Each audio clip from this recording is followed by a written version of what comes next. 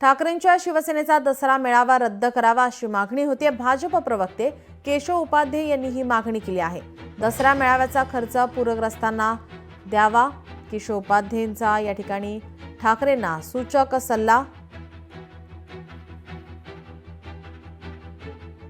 उभाठा गटाचा येणारा दसरा मेळावा रद्द करून त्याचा खर्च उद्धव ठाकरे यांनी मराठवाड्यातील पूरग्रस्तांना दिला पाहिजे।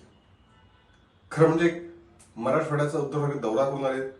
5 जिल्ह्यांचा तब्बल 3 तास त्यांनी दौरा केलाय आणि तिथून आल्यानंतर त्यांनी दुःख वेदना सगळ्या व्यक्त केल्या। पण उद्धव ठाकरे आता वेळ खरी आहे ती शब्दाला जागण्याची, प्रत्यक्ष उतरण्याची।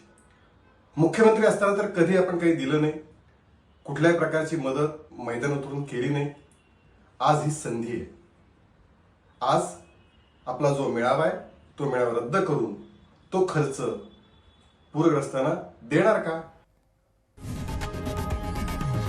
लोकशाही मराठी ऐका, पहा, जागरूक रहा।